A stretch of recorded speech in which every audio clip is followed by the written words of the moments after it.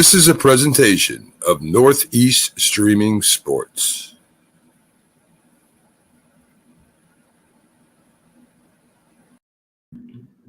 Good morning, everybody, and welcome to the Mac and Jack. This Sunday in sports, we have Mac, Jack, and Jim. Mac, Jack, and Jim. I'm going to introduce everybody. Let me get through my whole opening here. I am the Philly sports guy filling in for Mac. In between, I got Jack Hirsch, a Hall of Fame boxing writer, and two-time Super Bowl champion Jeff Coates. With that team over there in Dallas, that's still has DiNucci. I'm surprised they still have him on the roster over there. Good morning, guys. How are you? Good morning. I need for football Sundays a new intro. No one wants to hear anything about Hall of Fame boxing writer, noted two-hand touch football player. Noted. I'm going to be in Utah later today, and he would love to hear about Hall of Fame, especially after you talked about him, because I'm going to let him know about you talking about him. You know, I was going to put Too Tall's name in for the Texas Boxing Hall of Fame that just started. Really? Yes. Yeah, I might not do it now. I mean, so did Too Tall box at all? Yeah, you don't know the story of Too Tall. I didn't know that. He retired undefeated. Yeah, he's 6 fights, 6 victories. Too Tall didn't quite have what it took, but in fairness to Too Tall, it was a sincere effort on his part. It wasn't a gimmick. He trained like a fighter, did all the right things. But listen, it would be the equivalent, in a sense, of Tyson Fury trying to make it into the NFL. I mean, you could get him in some semi-pro leagues and this and that, Tyson Fury, but to actually, how far are you going to get him at the end of the day? Yeah, but Tyson Fury is the same size as most of those guys on the Philadelphia Eagles offensive line. Oh. Yeah, you know what, though? And we can push around people like nobody's business. So you guys only scored 7 points, which tells me that you guys aren't really ready for the season to start. Everybody else throughout all of football in the preseason game scored over 15 points at least. You guys scored 7. What do you got to say about that there, Jim? Well, we didn't play anybody. I mean, I saw the Philly game. I watched the Philly game. They played their starters, except for Devontae Smith didn't play. Philly and everybody game, else. I mean, Jalen Hurts was there. We didn't play Dak. So no, you didn't play Dak. And like I said, you still had DiNucci, and it took all the way to the very end of the game to even score that point. So is that telling me that the second stringers and the third stringers of Denver are better than the second stringers and the third stringers of Dallas? Way better. We have no depth. And the only one that I was worried about is the rookie offensive lineman, Tyler Smith, struggled. He got some holding calls, and that was his MO in college. And the Tolbert kid has to make a big play on in the fourth quarter. Not the fourth quarter, on a 4th down, and he missed it, but he did make a 3rd down catch. That was big. So these preseason games are a waste of time as far as the regulars go. Okay, and let's be honest about it. The coaches are mainly concerned with their regulars staying healthy, not getting hurt, being ready opening day. They maybe give them a couple of series, and then want to get them out. And even with a couple of series, guys have been getting hurt. I agree to a certain extent. I agree with you to a certain extent, Jack, but you have to get your timing down. I mean, that's the big thing. Even though, the greatness of Tom Brady, I mean, he's going to have some timing. I mean, your body's got to get used to it. You just don't walk in. I don't care how smart or how well prepared you are. It's hard to walk in and not get your timing down. The good thing about it is the Cowboys are, like they did against the Broncos, they get a chance to go 2 days against the Chargers, and that helps with the top line players getting some of the timing down. Well, people don't realize the timing sometimes and how important the center is to the quarterback.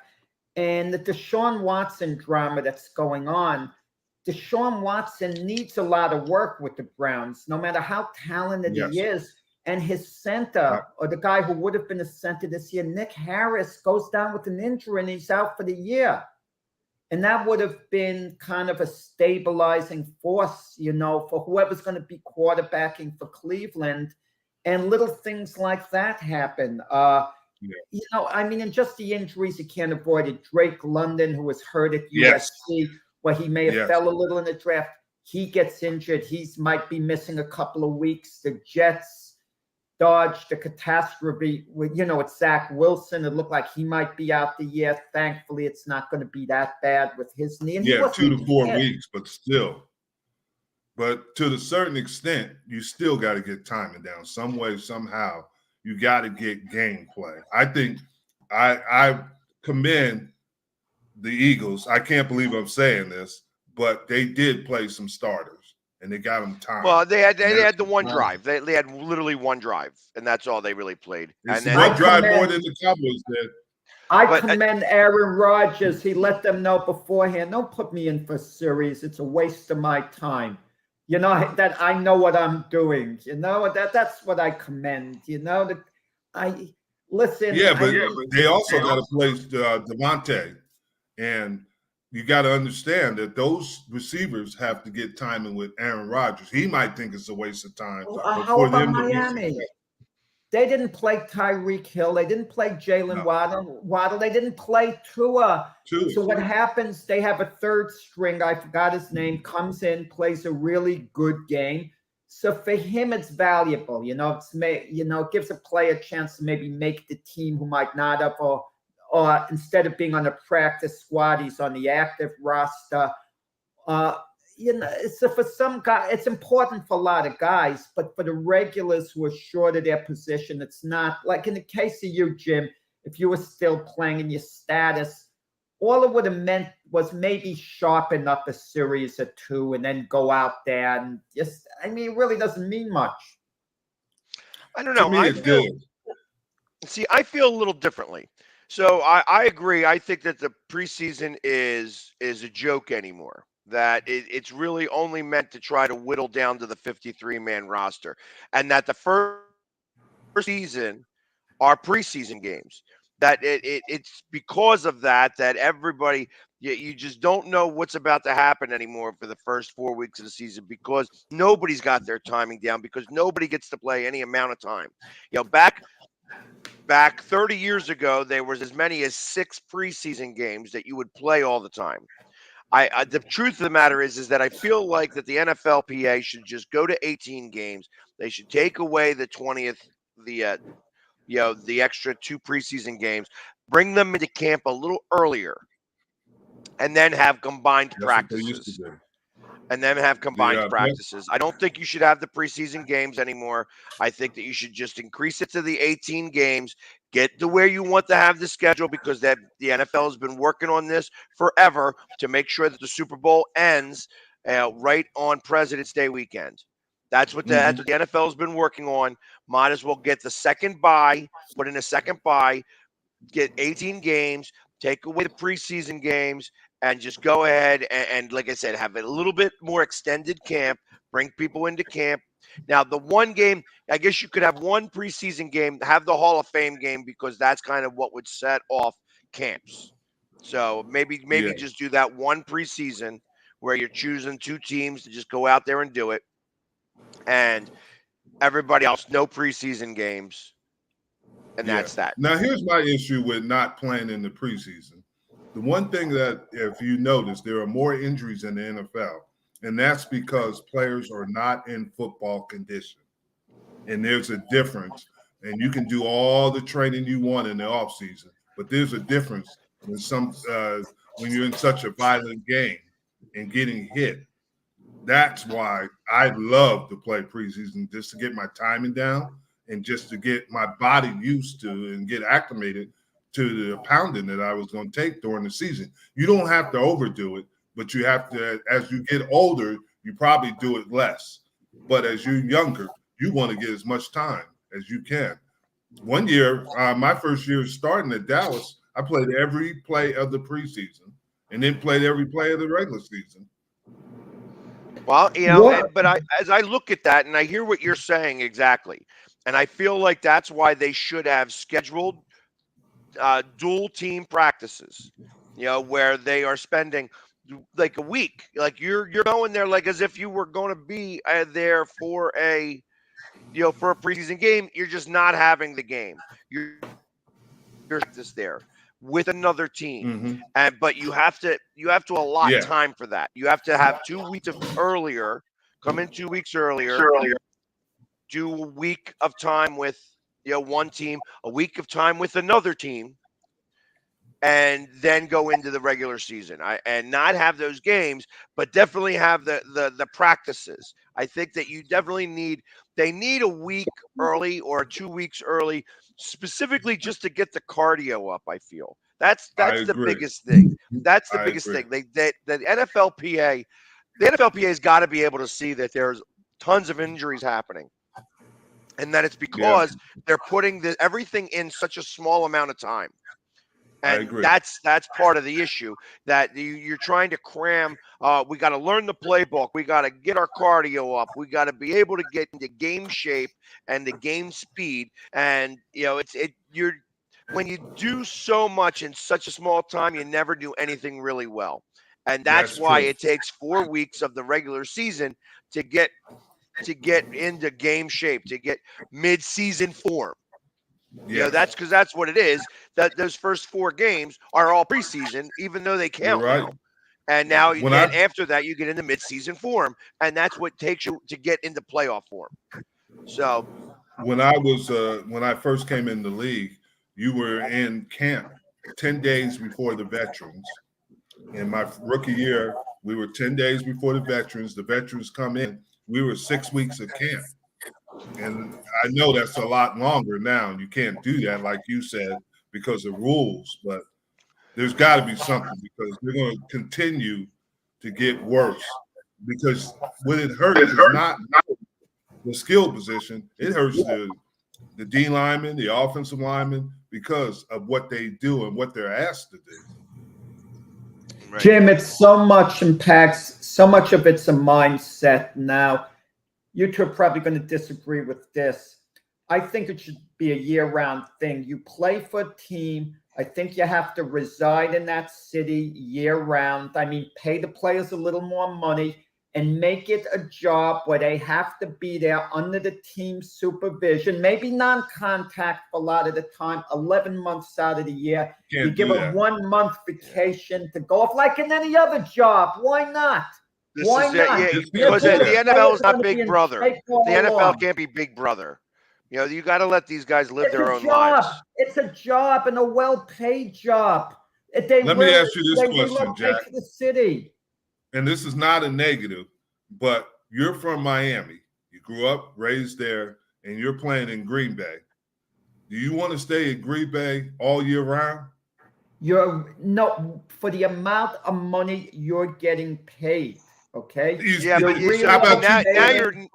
now you're forcing players. Now you're forcing players just by what you're saying. You're forcing players to make decisions on where they want to live purposely. So maybe you don't want to live in Green Bay. Maybe you don't want to live in Seattle. Maybe you don't want to live in Miami.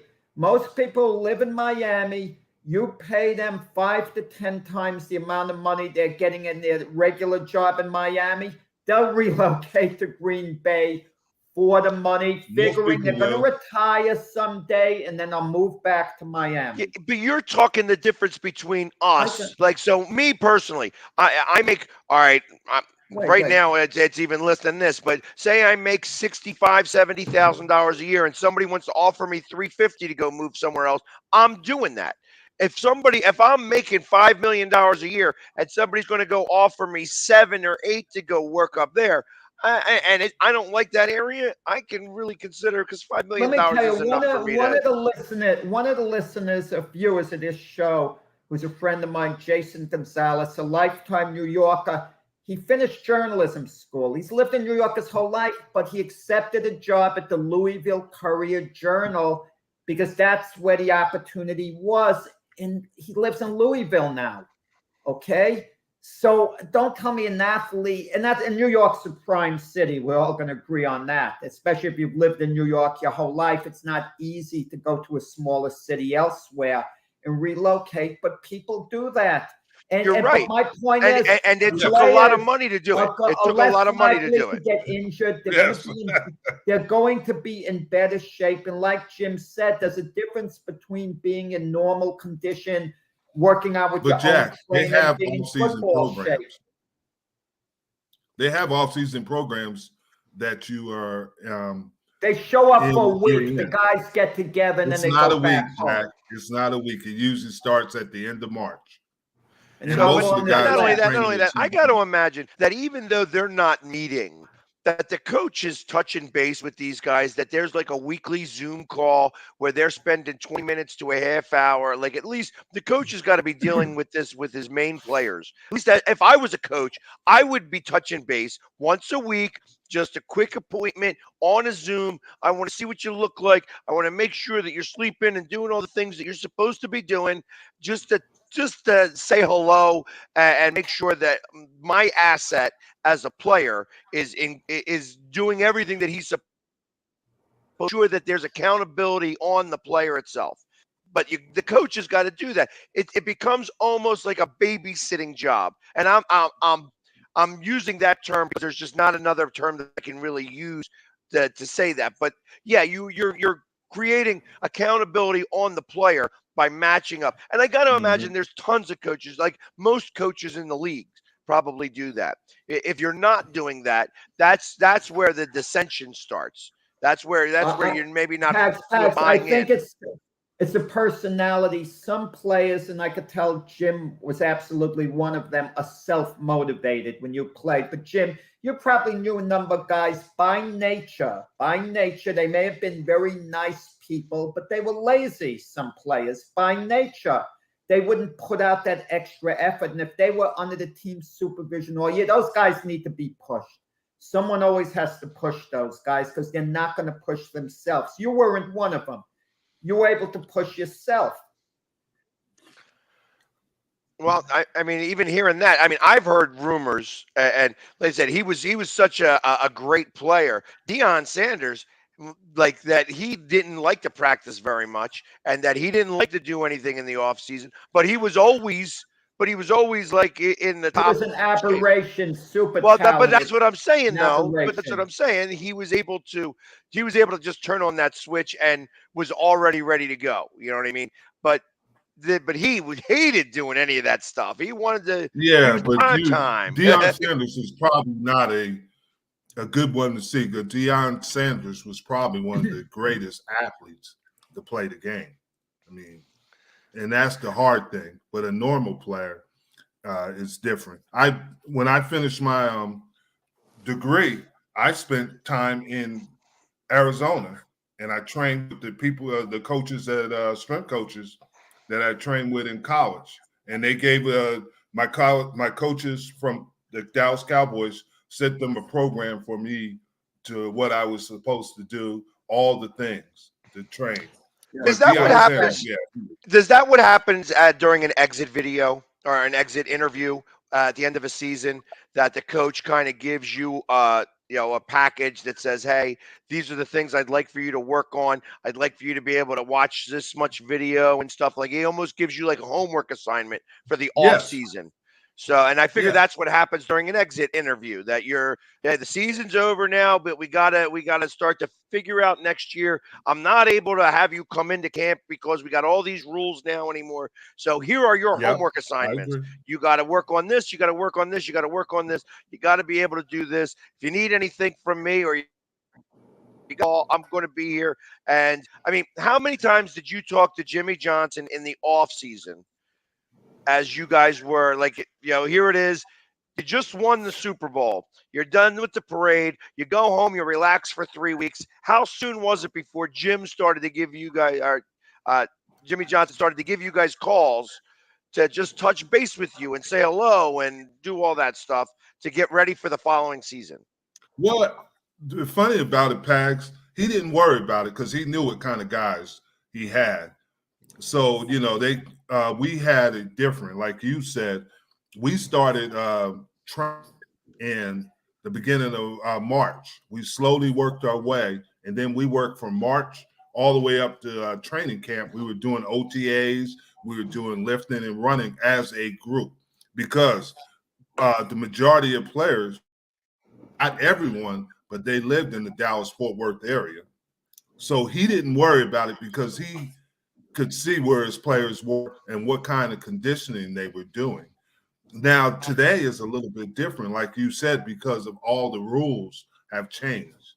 And they don't have that where teams work out together and train together on a consistent basis.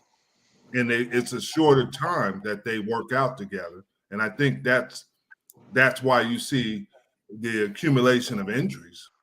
Yeah, guys, getting off that, what would you say thus far since we're in the preseason to you, the biggest storyline is right now? Now, there are a few storylines. There's the one going on in New England, who's going to call the plays. They're the starting quarterback position battles, with the Pittsburgh Steelers and the Carolina Panthers. That's the Lamar Jackson contract issue and a few others. What would be, you say to you, the biggest storyline at this point? Hey, and while you're getting ready to answer that, I'm going to play some intro music for our next guest that's going to be coming in as you're answering that, Jim. So you got an answer, and then I'm going to play some intro. Okay. Hopefully it gets in, but you there? Appreciate that, Jamie. I've always wanted intro music, man. There we go. We got the best dressed guy on the Northeast Streaming Sports Network, Robert. Jack, Robert Butler. I have to almost catch myself about saying this. Took me a minute to do the whole Robert Palmer thing. I said I was going to get you in here with Robert Palmer. Next time I'm going to get the dancing girls on either side of you. Oh, that'd be great, man. I might be able to get some women at work to volunteer, There you go. Hey, it's a good question, Jack. I was thinking about that in backstage here, and I'm really interested in this Jimmy Garoppolo, Deshaun Watson suspension. There was a report in Cleveland. We're not interested now. You know what? Cleveland may be interested. Jacoby Brissett, though, isn't that bad. Oh, one of the most sacked quarterbacks in the league at one time, Jack. He was good for a short stint with New England, and he's went downhill ever since. I don't know why they got rid of Casey Keenum, guys. Was he just asking too much money? Well, Casey, you know what he did, Casey Keenum? Something very funny. He's the Buffalo Bill backup. Yes. But he showed up in disguise at the Bill camp, and security didn't recognize him, and they told him to go back with the other fans. And some of the players didn't recognize him. He was asking for autographs, a prank. Oh, that was hilarious. Kind of like fun. Yeah. That is kind of funny. We lost Jim for a second, but I'm sure he'll be back here in just a moment. I was about to say, tell Jim it's good talking to him. I'm sorry. But I feel that, like I said, realistically, there's an expectation that I think Garoppolo's going to wind up there. I was holding my breath thinking that Garoppolo could have possibly wound up with the Jets if there was something that was going on with, Zach Wilson. Zach Wilson. But short of that, Pags, and I think the rest of the guys will agree. If you're a team like the Jets, you can never have a Jimmy Garoppolo if you have a young quarterback developing like Zach Wilson, because it wouldn't allow Wilson to develop. The fans would be calling in the media for Garoppolo to play while Wilson's progress would be slow. It just doesn't work with a blue chip. Let me ask you this question. I know you guys say Garoppolo might end up in Cleveland, but where are they going to get all this money at? There is a salary cap. Yes. Pags plays with monopoly money. Robert has a more level head than Pags. First off, listen. I don't have any money, so they're going to be able to do whatever they want to do. You got to fit him. Garoppolo isn't going to go for like a very low salary. You're going to have to pay him a healthy salary. You already have the money. And that's invested. what Jim is asking. Where is Cleveland going to come up with this money? Well, for this year, Deshaun Watson isn't making much. He's making very, very little because Right, they I knew it understand, was but they gonna don't be have done. any cap space. So I mean, you got to still figure out how to make cap space to be able to take on Garoppolo's salary. It's not like he's not making any money. He's making $22 million this year, is he not? It's Yeah. a good question, guys. I was looking at a Spot Track tweet here, and I thought I had it screenshotted, Jim. They're technically paying Baker Mayfield part of his salary. You got to throw that in there. They would have to pay a chunk of Jimmy Garoppolo's salary. I don't know how they would. You could do it. You could backload some money and put it off for future references, but eventually you'll be dead. They call it dead money for a reason. It would be interesting. One would hope, but now, like I said, if we know that Watson's going to get suspended, that money wouldn't count against the cap, I would imagine, but they're not paying him that much anyways. And it seems like the owners have a stickler for the Haslam family. Ideally, you would like to see Garoppolo get cut. It seems like that's probably not going to be the case. It'd be an interesting story to follow. Why don't the Niners just keep him? You need two quarterbacks. Trey Lance isn't a sure thing. He might get injured. He might stumble. For the same exact reason why they couldn't keep what's his face up in New England. Yeah, you have to just automatically pull the Band-Aid off and deal with what you've got. And I think that's kind of what they're doing with Trey Lance. No. New England traded Garoppolo because of Robert Kraft. No. I'm not talking about Garoppolo. I'm talking about Newton. Newton. So they had to get rid of Cam Newton because they were just going to start the clock on Mac Jones. And that was it. And that's the same thing that San Francisco's doing. They want to start the clock on Trey Lance, and you're not going to be able to do that if you've got Garoppolo in the back because, again, the fans actually have voice, and you don't want them to start the clamor. You just want to take that out of the equation. But I think it's interesting. Garoppolo is now regarded as a franchise quarterback because if he was, there were a few teams would be on him, like Seattle, New Orleans, Atlanta. So he's now regarded as a franchise quarterback. Yeah. We're talking about Garoppolo? Garoppolo. Well, I mean, realistically, if you go back in time, Brady was going to wind up getting traded. And Garoppolo was staying, and it was Kraft. It was Kraft that made sure that happened that way. It was Brady saying, "Hey, you want to get rid of me, and you're going to keep this guy?" And Kraft said, "All right, no," and he overturned it, and then they got rid of Garoppolo in his place. So, but Belichick was ready to make the move. He was ready to go ahead and start to transition to that. So think about that. The last two Super Bowls that New England won could have been both with Garoppolo. Well, the New England won. They lost to the Eagles, and they won in L.A. Yeah. Yes. Well, should have been with Garoppolo because they were trying to. Belichick wanted to get rid of Brady. He was ready to move on and go to Garoppolo because he felt Garoppolo was ready to go. And the exact same thing happened when he first started with Brady because he had Bledsoe, and Bledsoe was that quarterback. He was the guy who was getting you there and was able to do. He was the much higher touted quarterback than Brady ever was initially. It was Brady winning the Super Bowl and all that stuff that really caused all of the things to happen. Yeah. So, I don't know. But I don't think Jimmy G is the biggest storyline per se. For some reason, it's Baker Mayfield to me because he's charismatic. Jimmy G isn't that charismatic. He's somewhat charismatic, but not that much. But Baker Mayfield, he's oozing with charisma. And even though the Panthers say it's an open competition with him and Sam Darnold, it's really Baker Mayfield's job. Baker Mayfield's ego won't allow him to be Sam Darnold's backup.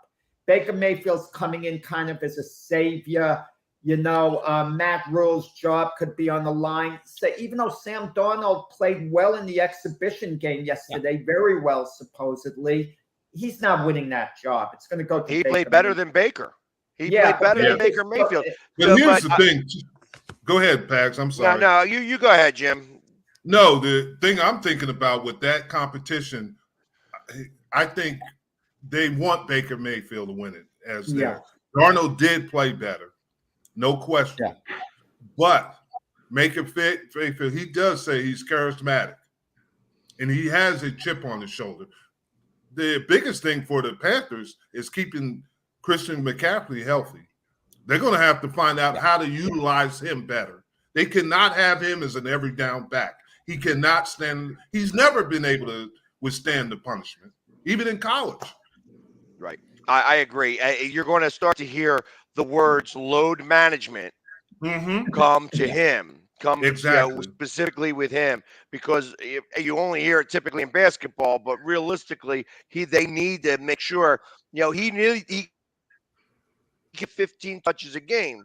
I got to put him in that. Like, you could use him as the decoy, but and if you're going to really go power, if you're going to do any power running, this is where that fullback would really come back into play. Or you're going to have to then bring the tight end in as that fullback So you would almost, put the tight end in motion, and so that he could act as a fullback, so that you could at least make sure that McCaffrey's not getting that initial punch from anybody in terms of linebackers or whatever, because that's really what hurts him most.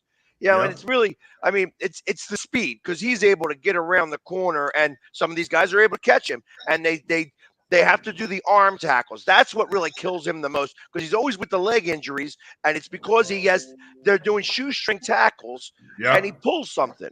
So you got to make sure maybe get him through that first level by doing like power eye type formations. 100%. And with all the talk about guys at Baker Mayfield, Sam Darnold, there's an X factor. They drafted Matt Corral, a quarterback, highly. So at some point, they're going to have to decide with him. I'm sure you don't draft a guy that highly to sit him on the bench for a few years. He's the third team. He's not even in the equation. But they drafted him highly. They could have. They did, but they might. I don't know. Shoot, they might have been drafting him for the next coach. But right now, it's Mayfield and Darnold. Yeah. What do you think, Robert? Yeah, they still got PJ Walker on I was looking at the stats for the game. Yeah. Darnold had 119 passer rating. Mayfield had a 76.5. I've been reading the practices though. Mayfield's taking more shots down the field than Darnold. He looks a lot better than practice to practice. Looking at the reporters' tweets, throw for throw, Mayfield seems to be way ahead in that job. Yeah, your guys talk about Christian McCaffrey. Yeah, they're going to have to start throwing to him more on first down. Yeah. Get him in the slot, use that screen. You're going to have to justify that $16 million somehow to the owner of Walker Pay. I wouldn't have paid McCaffrey that. I said that at the time. No. What does he play 10 games in 2.5 years? There's a very low amount of production coming there.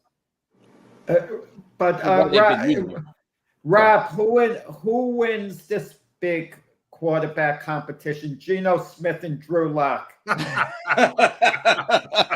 That's the biggest storyline in the NFL to me.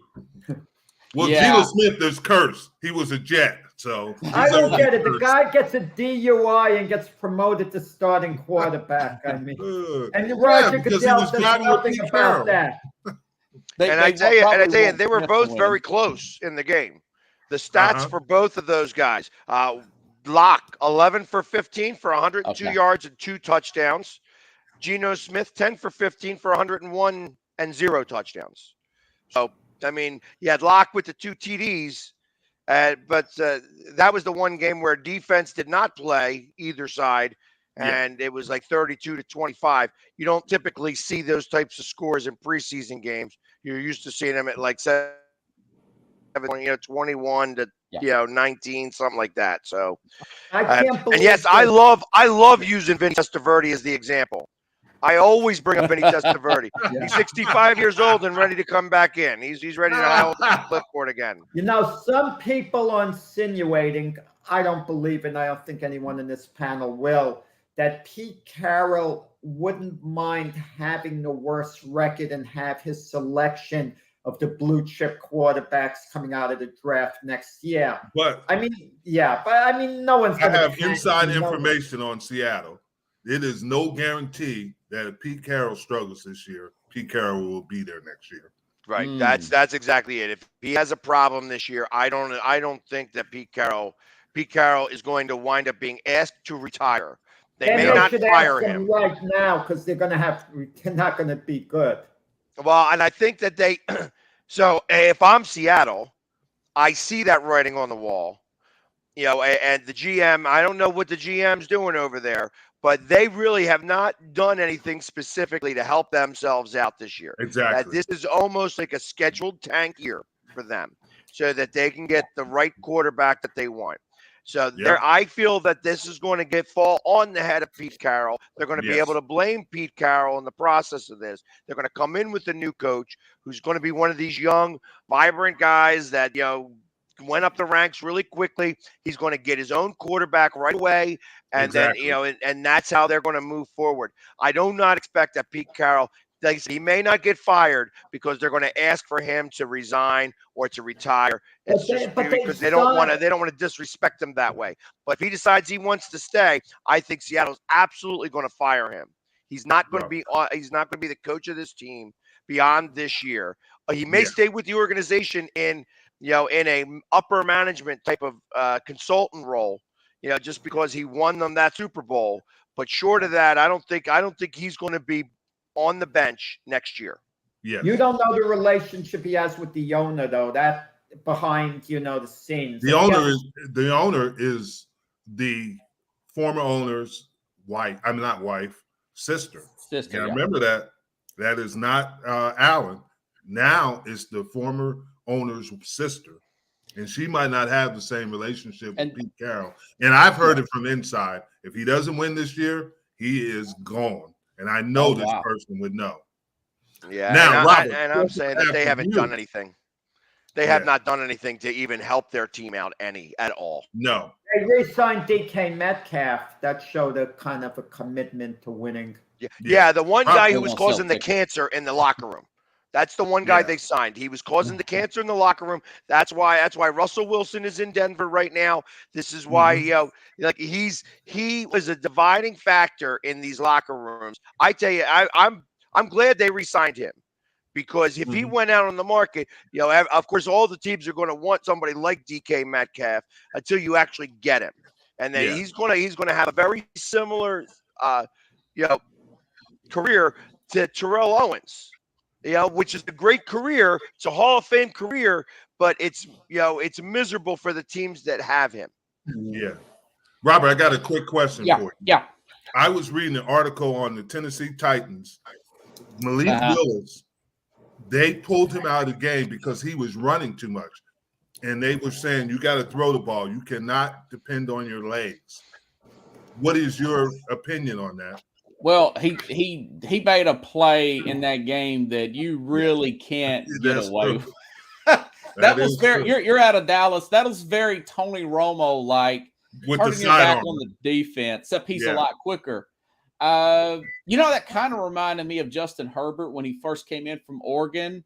You get the reads in his last year. Every game I saw at Oregon, Herbert was hesitating to throw the football. Mm-hmm. And I watched the Hard Knocks that year. Was with both LA teams, and the adage was, just let it go, son. Just let it go. Just let it go. So that's what I'm reading from Vrabel. He needs to let the ball go. I know he's very raw. I know he's got a strong arm. That was a great run. You can't do that in the regular season. You can't get in the habit of doing that kind of play where he scored the touchdown.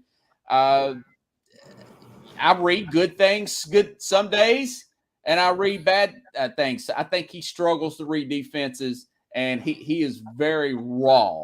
But we'll see. I mean, the same thing was said about Herbert, and Herbert, the light went off for Herbert. Now, the next question, you haven't heard a lot about the wide receiver, Burks.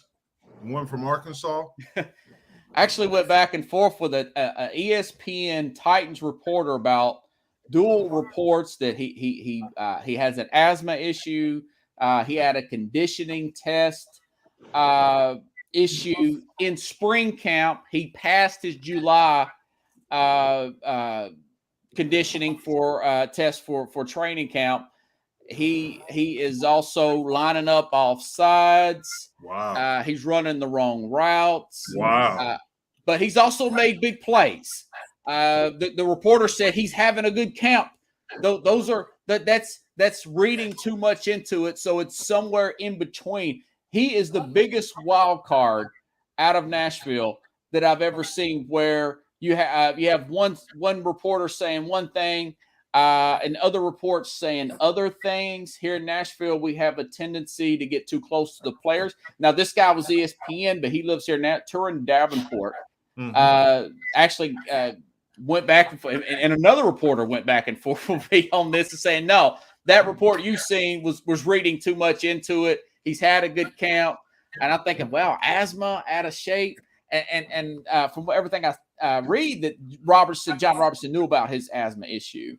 Yeah, and plus there's things that helps you with asthma. Okay. These days, and it's not the asthma feel like Jimmy Johnson, but there is things that will help you with asthma to control it. Yeah, and they can open up the antihistamines. They'll obviously open up your lungs. So that's the thing. But I remember, and plus they should have picked that up when they were in the physicals. Right.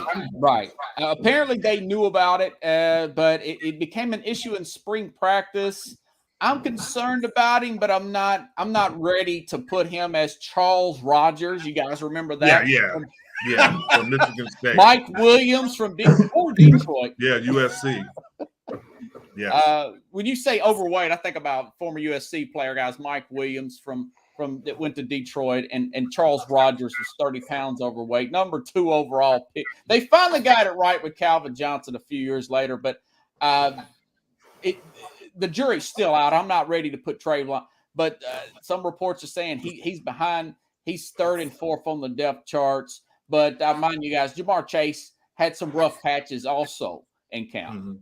From Cincinnati, I tell you, the Mad New Yorker, I'm sorry. I'm willing to take however much money you want to lose on that one. No offense. I'm not a Nashville. I'm not sure about that. No offense to with the Titans, with Derrick Henry is the key, coming off the injury. The injury affected him in the playoff game against Cincinnati. He wasn't his old self. Had he been healthy, I think they beat the Bengals. And the Bengals don't go to the Super Bowl because on the short yardage situations in the second half, they were able to stop Henry, who's all but unstoppable when healthy. Yeah, but also we got to remember that the Titans had a bye week, and we've talked about this before. Yeah. And we always talk about timing. And the Titans didn't seem like the same team that had been there. And Henry, there's another guy I was going to ask you this question. Are they going to do better of load management? He's a big guy, and he's taken a lot of hits over the years. Yeah. Mike Vrabel's holding that close to the vest. He's the rookie out of Michigan. They drafted him in the 3rd or 4th round. I'm not sure off the top of my head. I really hope he had a great year with Michigan. I can't call his name right now, but he had a great year at Michigan. They've got to use him. And you're right. And Jim, I want to go back to that bye week. That is good for the running backs. The backup running back who had started for Henry, he had a 45-yard run in that game. Yeah. They should have stuck with the hot hand in that game. And there was too much loyalty to Henry for that particular game. Ryan Tannehill said he went to therapy. He was either going to get better or he's going to get worse, and Tennessee's going to go on the toilet and lose this division, or he'll get better and they'll be competitive in this division. I don't know, but I'm not sure. I'm probably leaning Buffalo as a team above Tennessee right now, Mad New York. I mean, what kind of listen? Hey, Mad New Yorker's getting on you today, Pat. Guys, I have tremendous compassion for someone with any type of mental health issues that has to go to therapy. I really do. Yeah. But I can't imagine Ryan Tannenhill sits down in the therapist's office and he's asked, why you're here, Ryan? Because I threw 3 interceptions against the Bengals in the playoff game. I mean, it's how do you deal with that if it's a non-football person? I think you need to sit down with a coach. You know, your coaches and have a heart-to-heart with a Mike Rabel or someone else who's compassionate, who understands the game, and they can help you a lot more than I think a therapist who's a non-football person. That's just my view on that. You know, to get the guy the proper help, because it's more than just throwing interceptions. You feel you let other people down, and that really weighs heavily on you. I understand that. But I think you need to deal directly with football people who are understanding. That is funny, but yeah, I'm here because I threw 3 interceptions. That being said, John Smokes had to see a sport, and it helped John Smokes, the pitcher of the Atlanta Braves. Alex Rodriguez for the Yankees saw a sports psychologist, so I'm okay with that. Now he said therapist. Yeah, he left it bland when he said it at his press conference, so Yeah. I'm glad. You want a guy. sports psychologist is good. That makes sense. But if you saw Yeah. a non-sports therapist, I don't see, you know. A lot of teams have a sports psychologist on their staff. Oh, nice. They don't nice, say yeah. anything about that. But I know the Cowboys for many years. I know who it is. She's been on their staff for almost 20 years. And they do have sports psychologists on there. A lot of them hire a sports psychologist for players that are having issues to go see. So that's not highly unusual in any sport. Yeah, Yeah, I guys, would let have me to go back to agree that with that. Seattle thing. I wrote a note here so I won't forget. The owner said at some point, this is her words, not mine, this team will be for sale. Yes. Do you fire him and the new ownership takes a new coaching staff and a whole new clean slate, and then Bryce Young, for example, number 1 overall pick from Alabama's quarterback. He's been compared to Russell Wilson. That is an off-season question that I've been thinking about, and people's going to be thinking about, talk, especially in the Northwest. They're going to be awful. Let's face it. But Robert, Kenny Pickett had a great isn't day. that basically what the Denver Broncos did, right? Yeah. So I would think that's highly likely. Now you have the choice. It's probably going to be another Walmart because they're the only ones that can afford these teams at the prices. We'll have 3 Walmart family members that own NFL teams. Yeah. Rob, And what's going on? how much does that become an issue? How much does that, like, because they are family members, and I understand that they're not the same person, but would that then start to figure out, like, because I get nervous when I start to hear those types of things, that you have 3 different members of a certain family owning different franchises, that collusion, That's what I'm in thinking. trading and stuff like that. That's where, because Christmas dinner, you're going to have them all there, and you'll be like, it starts to become fantasy football for the owners, and I'm not a big fan of that. Oh, I come agree on. with Like, you 100%. whenever no one gets suspended, like a Daniel Snyder, the NFL says, well, his wife can run the team. You mean when they get together, they're sitting down for dinner, she never says anything to him about the team. It doesn't even come up. I mean, no. it's complete When the wife hypocrisy. runs the team, Daniel Snyder's still running the team. He just Yeah. tells what the wife And has to do. that's what Stephen Ross just did.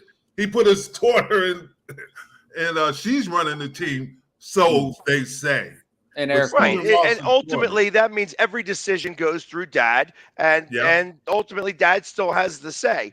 Now, again, this is where if the daughter had a real set of her own, you know what I mean? Just to be able to go ahead and make some of her own calls, she could put a stamp on this team.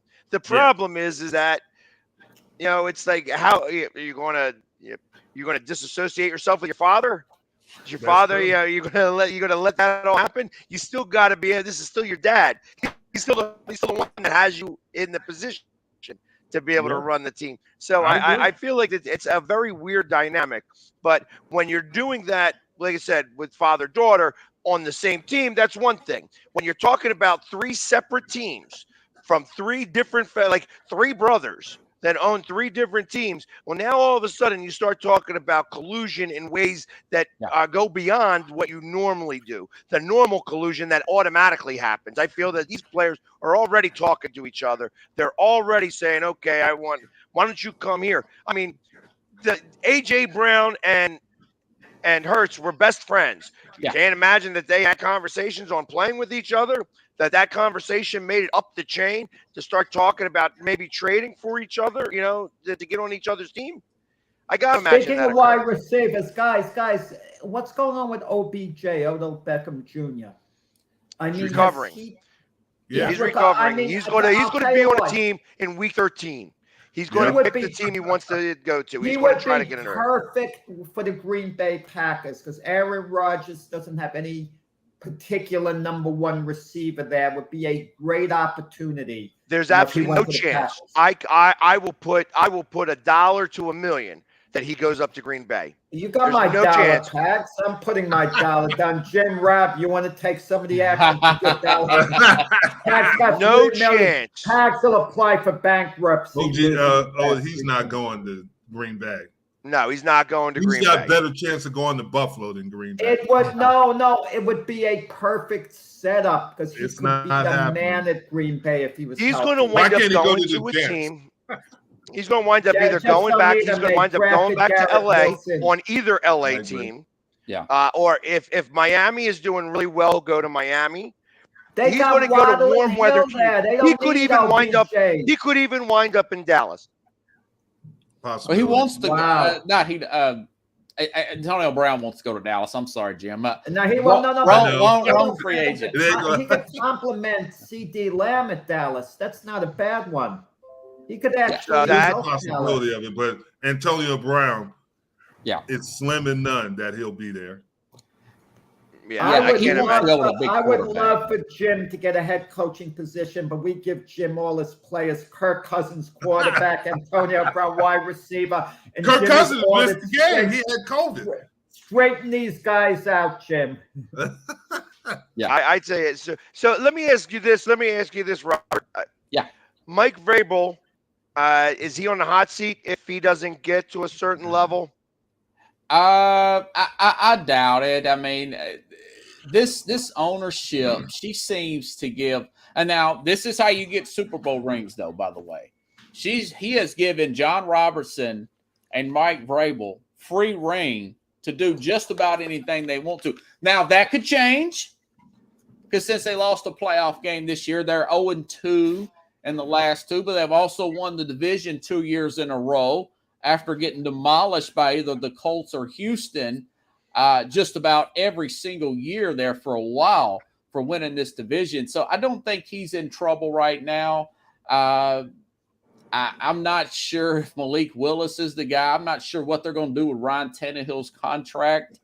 They're a big question mark right now as far as do you rebuild if you don't make the playoffs this year, or do you just patch up this roster?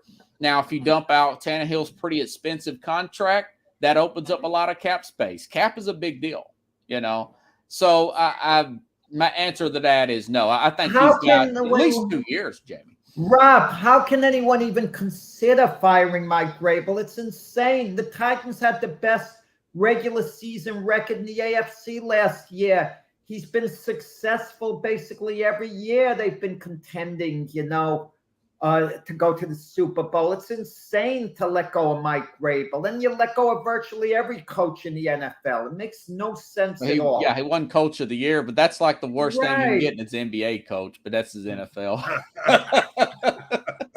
Yeah, and the only reason why I even mention it is because they have made it to the playoffs the last couple of years. They haven't really gone anywhere. Is it a matter of, Henry's getting older. Tannehill is a question mark. You have Malik Willis that's behind, but is he really the answer? There's so much that's going on that it makes me wonder that even though he's had the success in the regular season, that you're going to start to question whether he's really, as I like to call it, a wartime consigliere, that when it comes down to it, is he ready to be able to make the decisions on the field that win games that are most important? to play devil's advocate, guys, the league is going more offense. Do you go offensive-minded head coach? Do you go with that trend going forward? I would say he's probably got 2 seasons to see which way this team goes, one way or the other. But that's just me playing devil's advocate. Could I tell you something, guys? If Bill Belichick stepped down hypothetically at the end of the season, and I'm Robert Kraft, I'd check to see is Mike Vrabel, former Patriot, available. Because I would let him jump ahead of the line over anyone else, certainly in the Patriot organization, to be my next head coach. Yeah. The national media has been speculating about that. Bill Belichick, some talk shows are saying he's purposely trying to wreck this team. And guys, their cap explodes next year, close to $100 million, depending on what site you go to. I'm not on that school of thought right now as far as Bill Belichick. I think they have a really good shot at the playoffs. I think he outcoaches these young coaches and these young quarterbacks. He eats them alive. The Jets are in trouble right now with Zach Wilson. So that's a 2-win. New England doesn't even know who's calling their plays. Patricia, Judge. I think that's overplayed. Belichick's been doing the coaching. Guys, you know what I would do? I would let Mac Jones call the plays because he's probably smarter than Patricia and Judge. I'm serious.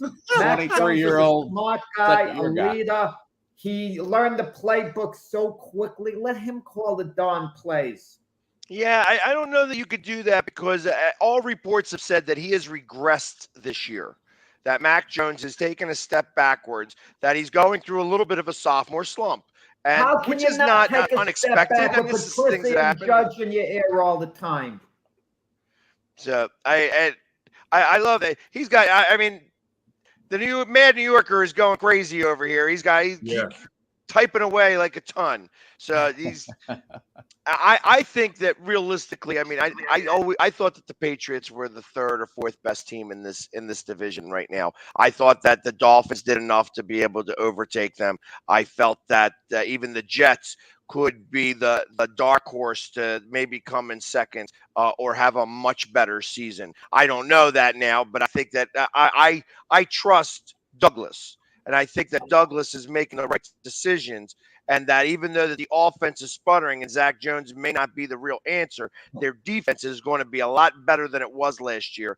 And that's going to carry throughout a lot of games because I don't think that the offense is really strong with the Patriots. I don't think that it's really strong with the Dolphins either, even though they have, the wide receiver there. But I don't think Tua is a good quarterback enough to be able to make that happen. And that they're really – they are not playing a crazy, ridiculous schedule. So there's a piece of me that feels that the Jets Tua beat out Jalen Hurts. Say again? Tua beat out Jalen Hurts at Alabama. Yeah. Yeah, that's great. And that was then. We're not playing Alabama. Well, Alabama doesn't play in the NFL. Jim, Rob, well, they really do with all those draft picks. Oh, ain't that the truth? Jim, Rob, would you agree the biggest storyline in the AFC East, I think, is going to be Tua's development? This is like make or break because they got him the weapons, no excuses. True. The Dolphins are ready to roll, and if they don't, and if he doesn't make at least adequate progress, I think they go in another direction next year. I would think that's a possibility. Maybe that's where Tom Brady's at on the yacht with Stephen Ross. 46-year-old Tom Brady at that point. There you go. And Sean Payton guys, said, hey, don't worry about it.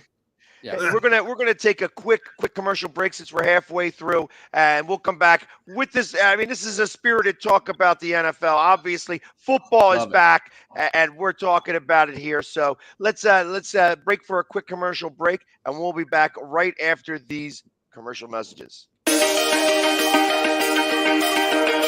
The Hometown Foundation is excited to bring back the Dream Ride Experience, August 26th to the 28th at Connecticut's Farmington Polo Club.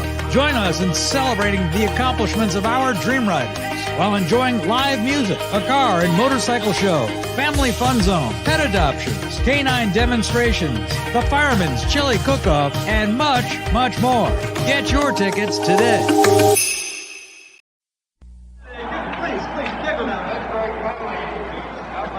Mr. Green? Mr. Green? Yeah. You need any help? Mm-mm. I just want you to know, I think you're the best ever. Yeah, sure. Want my Coke? It's okay, you can have it. No. Really, you can have it. Okay. A Coke and a smile makes me feel good. Makes me feel nice. See you around. That's the way it should be. I like to see Hey, kid. the whole world is smiling with me. Coca-Cola as life. Have a Coke Wow, and a thanks, Mean Joe. smile.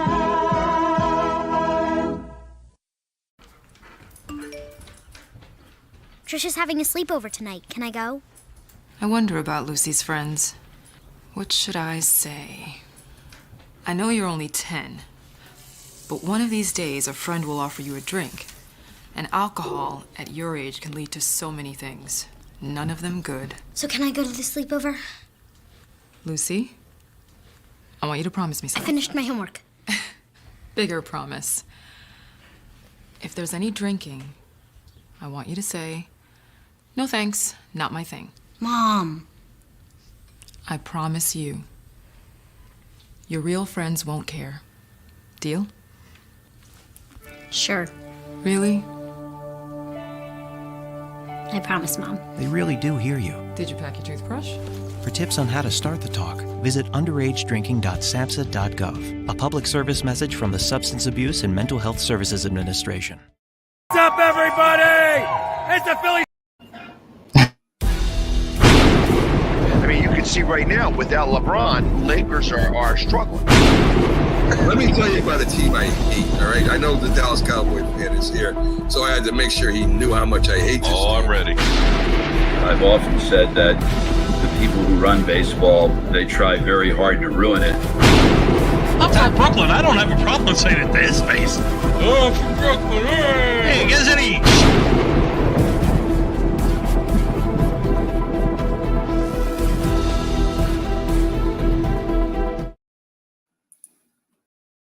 And we are back. Yeah. So we're a little shy right now, but that's okay. Jim had to run off. He's got a flight. He's going to go to California, I think, to go talk to the Cowboys, see if he can maybe get the rest of that offense working, since their second and third stringers seemed to not do very well yesterday in that game. Man. I mean, obviously it's preseason, but I didn't think that they played very spirited at all. And yeah, all right, good. We got Jack back. I didn't want to put him on here. Yeah, that break we came back a little fast today. That was a little quick, you know. I mean, McCoffey was going, but I like to do the 12 ounces. Okay, and it takes time for the Keurig to go down, and you didn't give me that time, Pat. Yeah, well, I apologize. I'm not a coffee drinker. This was like a quick huddle. I'm like the defensive play. I wasn't adjusting to the quick huddle. Well, we only have so much time with Robert, so I wanted to make sure to get him as much time as possible here. Jim too. Same thing with Jim. What happened to him? Jim had a flight to catch, so he jumped off really quickly. Said that he would be back, later. Be back next week. So he, like I said, I think he had to go run out to California to try to go help those Cowboys do a little bit better, in the upcoming year. So because they didn't do so well. They were the worst scoring team out of all the teams in the NFL, with only 7 points in the preseason. So I can't. I don't know about you guys. Do you guys take those games seriously? A team's output. Look. Didn't the Ravens win something like 22 exhibition games in a row, and they don't go 21. Don't give them that extra one. 21. Okay, they're a good team. The Ravens have been a good team every year, but they haven't exactly been a powerhouse. They beat Tennessee the other day, and I was hoping Tennessee would knock that 20-game winning streak out, but no chance on Thursday. And at what point does that become more of a distraction? Yeah. Yeah. I guess it's preseason, so you could give it as much credence as you want. But I got to imagine that now there's going to be teams that are kind of eyeing that up, that's their Super Bowl of preseason.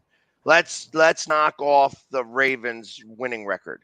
And that the Ravens, in some cases, got to play to win because how do you want to lose that at 21? I guess it depends on how much you really care. I go back to where they were 14-0 and the Colts pulled Peyton Manning not to play the last 2 games. So because they didn't want to necessarily have the stigma of going into the season undefeated, going into the playoffs undefeated and possibly losing the playoffs and have what happened to the Patriots, in essence, the undefeated season all the way to the Super Bowl. And they were flat in that playoff game, the first half against Pittsburgh, if I don't recall. Yeah, I never forgave guys Jim Caldwell for doing that. You're 14-0. You're committed to go all out to try to have a perfect season at that point. And I remember Peyton Manning in the second half, he went over to Jim Caldwell and he's like saying, come on, I want to go in, put me in. They wanted to keep it intact. But with that said, I always felt that if New England hadn't been going for that perfect record against the Giants, I think they hit a wall. Had they lost earlier in the season, I thought they would have beaten the Giants in the Super Bowl, the first time they played them in the Super Bowl. No, I think that the Giants, it's interesting. That season, the Eagles played the Patriots, and they were a plus 25 against the Patriots in that game. And I remember this wholeheartedly because I was a gambler back then. And I asked my bookie, I said, what's the money line on that? When you have a plus 25, what's the money line? Because I want to take the Eagles. I want to put $10 on the Eagles and win $1 million because I feel like that's really what the money line should be about. And instead, I took the Eagles at plus 25. I took them at plus 15. And then I think I took them at plus 10 because you were able to move the line and make the money. Wound up winning all those bets because it was a field goal game. But the Eagles put together the pamphlet on how to at least attack the Patriots. And their defense is what did it. And the Giants watched that game more than any other game. They watched their own game. They saw what worked and what didn't because that was also a close game. They only won by a field goal. And then when it came to the Super Bowl, they were able to beat Belichick. Watching that stuff. So right. We mentioned the Ravens a little while ago. Rob, what do you think is going to play out with Lamar Jackson's contract talks? The last I read that the talks are going to be off. He's going to play this season. This is going to be his last season under that contract. I think they'll probably pay the guy. They'll work out something. He has the most rushing attempts, guys, of any quarterback. He is on the pace to outrush any quarterback in the history of the game. The leader is Cam Newton. I did this stat probably a year ago, talking about this with you, Jack and Mac, of him outrushing Cam Newton. Now, Cam Newton's 33 and out of the league. You give him a 5-year contract. He's 25 now. Maybe they work out something. I think they end up paying him. He's his own agent, by the way. So I don't know if that's a good thing or not.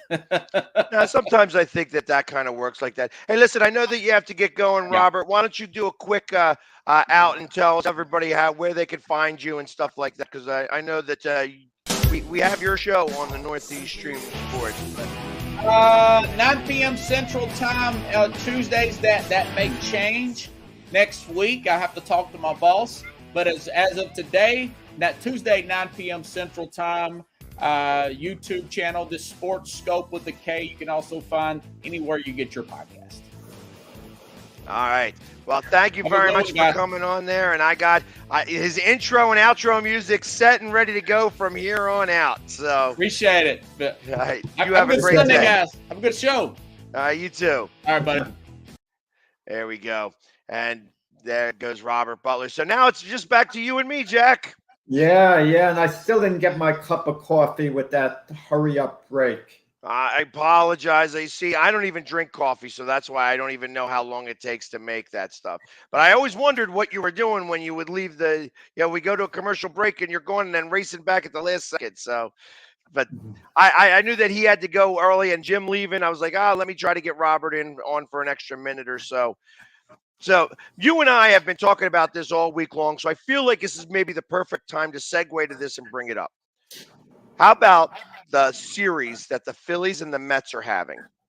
Where Keith Hernandez is not there, and he's enjoying himself in St. Louis. I gotta imagine that the they're reunion for the the '82 St. Louis Cardinals. They're reliving the old time reunion. And and he complained that there is not that the Phillies don't play fundamental baseball, but yet over the two games, both have been great pitching duels. Both Phillies win 2-1, or I'm sorry, was it 3-2? I think no, it was 2-1, and then they lose 1-0 yesterday to DeGrom, and both have been fantastic with defensive plays. The pitching has been amazing. The hitting obviously has been tough. It's been tough to get hits in this series. And right now they beat Scherzer, which is not something that's common.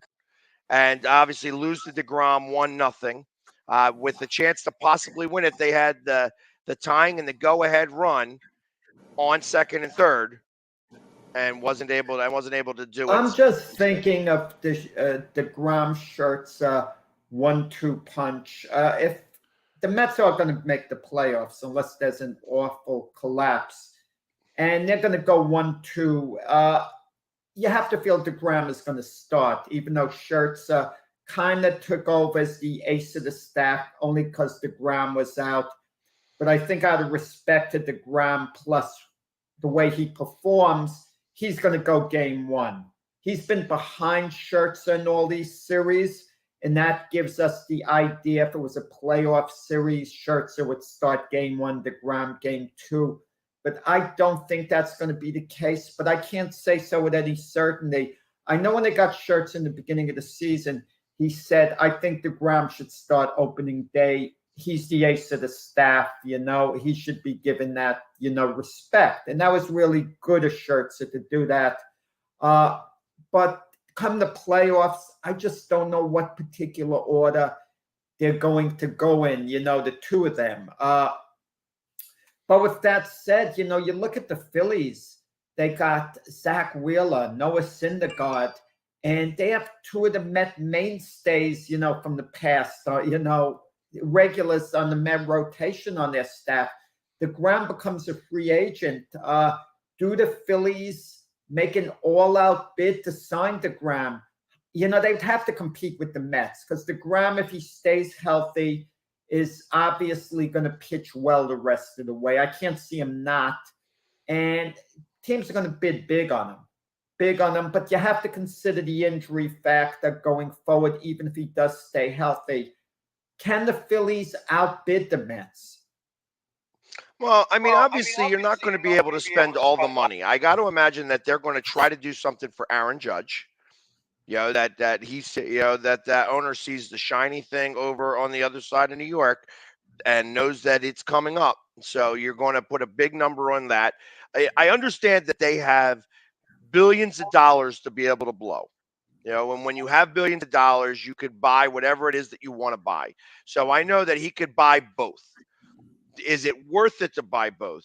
Do you try to set it up so that you have everybody, you have this all-star team, so to speak, where you have the two pitchers, you have Aaron Judge? Because I tell you, I'm not really super excited about the Mets lineup in terms of bats.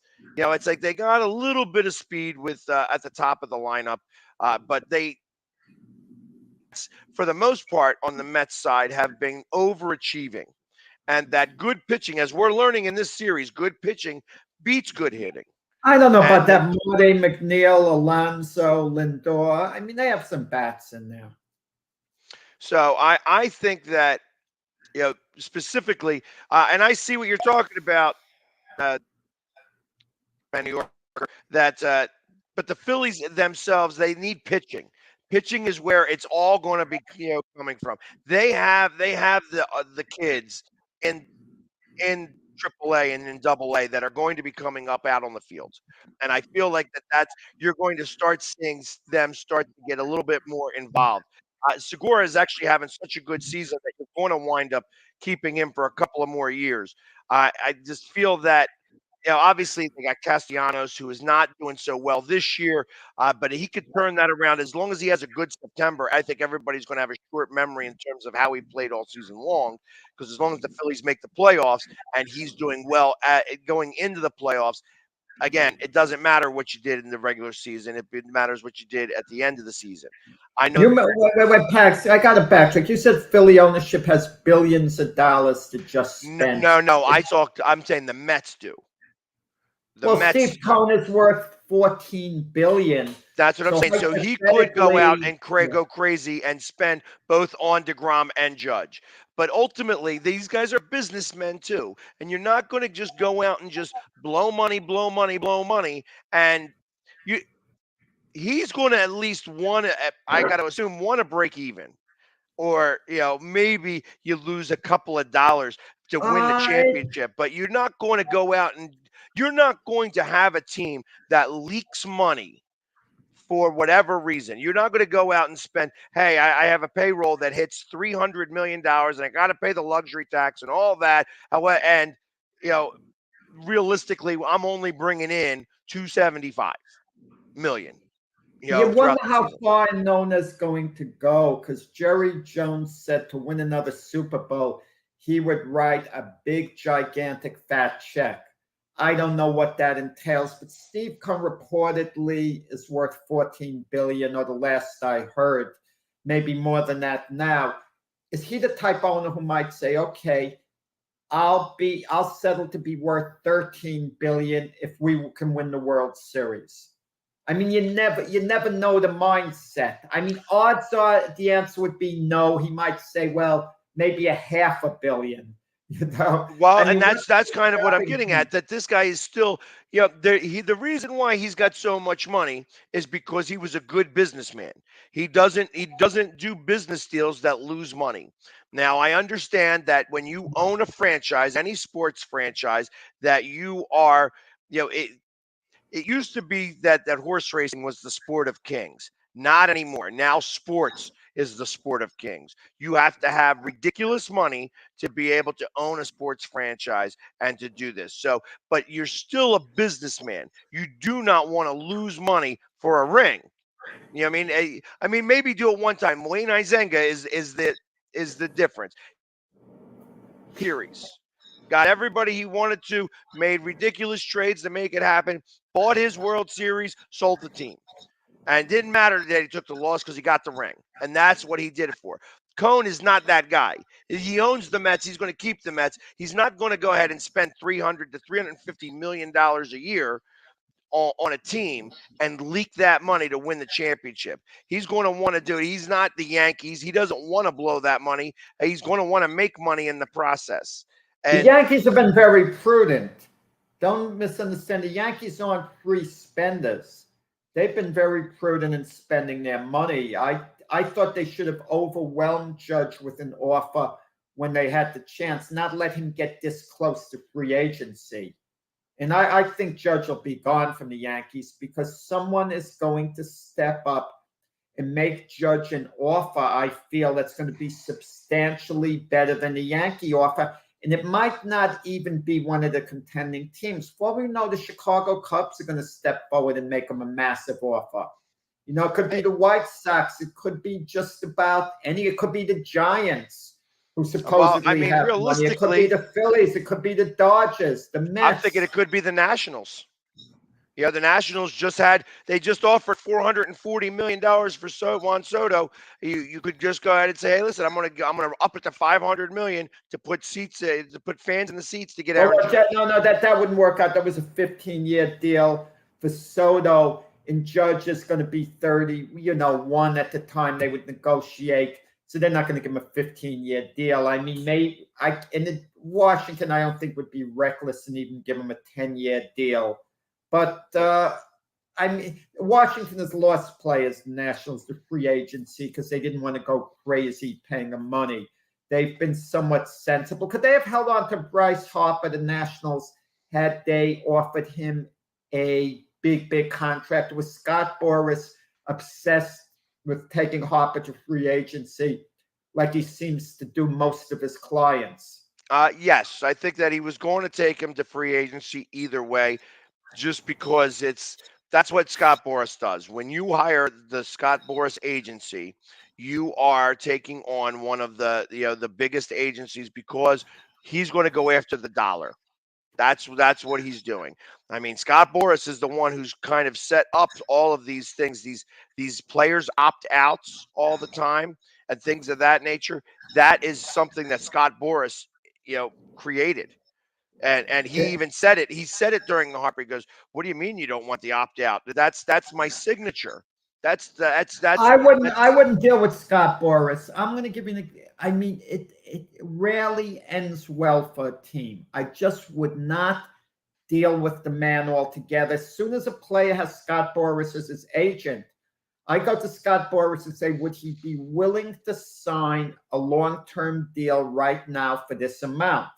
And if the answer is no, I trade that player immediately. You take the case of Carlos Correa, who's a client of Scott Boras. For whatever reason, they couldn't get a very long-term deal done with Correa, who I believe is 27 years old, was at the start of the season at least. So they signed a 3-year deal with the Twins. The Twins overpaid Correa $35 million a year, but the Twins don't necessarily have him to 3 years. Correa has an opt-out after year 1, opt-out after year 2, and at the end of year 3, he's a free agent anyway. So worst case scenario for Correa, he gets $35 million a year for 3 years, $105 million. So if he forgets how to play baseball altogether, he's gotten $105 million. And the way Correa's played this year, he's played well, but he hasn't been a $35 million a year ball player. So why would I be dealing, with Scott Boras? I just wouldn't do it. That's why I was happy the Yankees didn't deal with him with the Bryce Harper situation, because all the Yankees were going to do was up the price, okay? And Bryce Harper, on reflection, would have been great for the Yankees, okay? Right-handed bat at Yankee Stadium. But it was dealing with Scott Boras. He would have set up unreasonable demands. He would have stretched it out. It would have been high maintenance of the worst order. So my feeling was at the time, don't deal with Scott Boras with, Bryce Harper. Or if you're going to deal with Scott Boras, you come in at the last second, right before he signs with the Phillies. And let's say the Phillies gave him $330 million for 13 years. Maybe the Yankees could have put a package together for $350. I don't know. I'm not saying they should have, but that's the only way. Carlos Beltran wanted to be a Yankee before he signed with, was it Houston who he signed with when he was a free agent? Right. And right before he signed, the Yankees didn't negotiate with Beltran. They very easily, they inquired with Scott Boras, but didn't negotiate. Scott Boras calls the Yankees and says, look, we'll take $2 million a year less to play for you. And it was either take it or leave it to the Yankees very quickly. And the Yankees said, forget about it. I mean, that's the only way you negotiate with Scott Boras at the last moment. Okay, they're giving you this amount, we'll give you that amount. But you don't negotiate with him all along, because he's never going to sign the deal with you. He's just going to use it to up the price, up the ante with the other teams before coming back to you. Yeah, but I feel that it also works against them sometimes too. For instance, as Scott Boras, so my first idea about Scott Boras when it came to the Phillies was J.D. Drew, when they chose him first in the draft, and he didn't want to sign with them.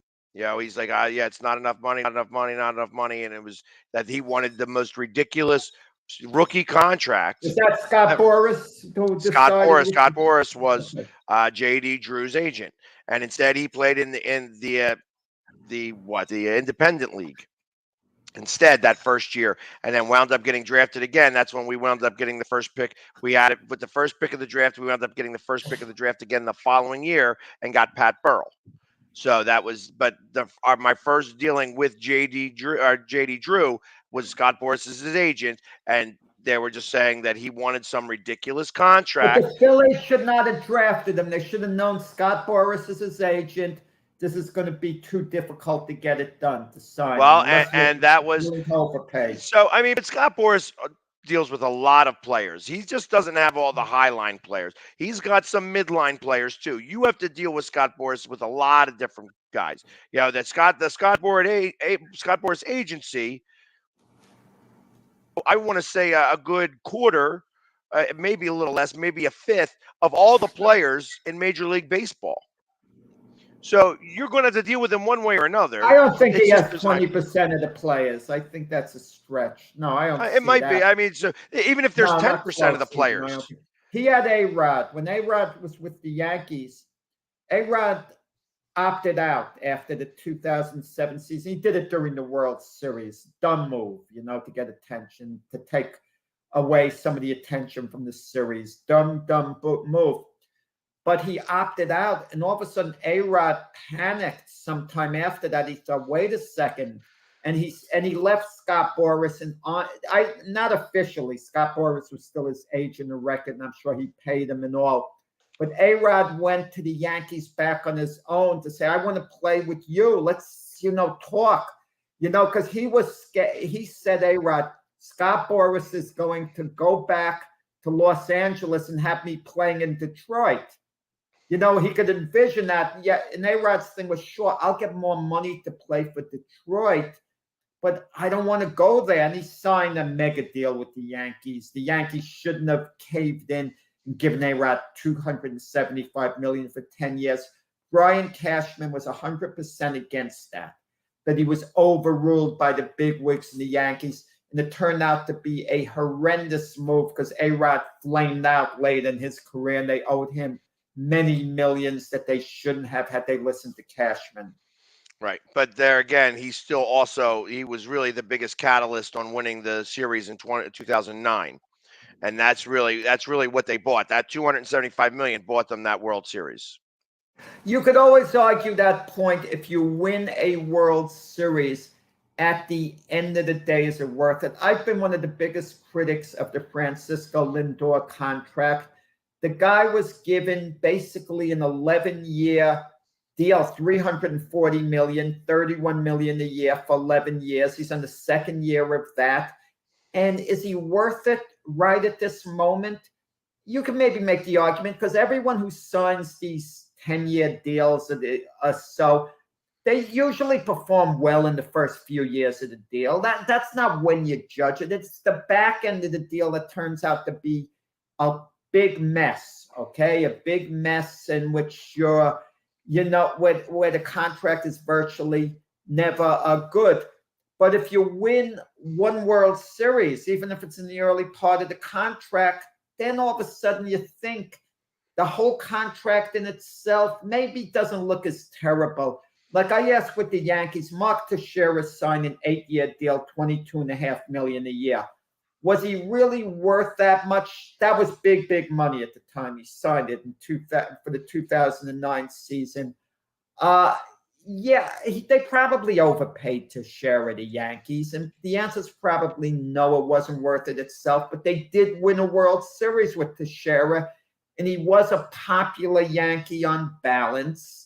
So you could say, you could validate, that particular contract. Or if a player's young, a 25-year-old Derek Jeter signed a 10-year deal with the Yankees for $189 million. When you're 25, if you're a stud player, I'm supportive of the 10-year deal that'll take you to age 35. But not that takes you to age 40 like Robinson Cano, Albert Pujols, and guys like that. These 10-year deals on albatross to me. I agree with that. I'm not a big fan of give them more money in a shorter term so that you don't strap yourselves later on. We knew that when we got Harper and it was this 13-year deal, that there was going to be the designated hitter was going to be in the National League, and that's where he was going to live for the last 5 years of the contract, because he's, at that point he's going to be too old to really do anything else. And really, when you get down to the last 5 years, you probably are going to be able to move him, because that number now is reasonable in the grand scheme of things. Now, the fact that he got a no trade clause, he wanted to end his career with one team, that's going to have to get done. And ultimately, it's going to be a matter of, have they won a ring before this, before he's going to be able to make the decision on whether he wants to opt out and get and. I don't think Harper can opt out. Harper doesn't have an opt out. He can opt out of the no trade clause. So that he would be, because he's got a no trade clause on this contract.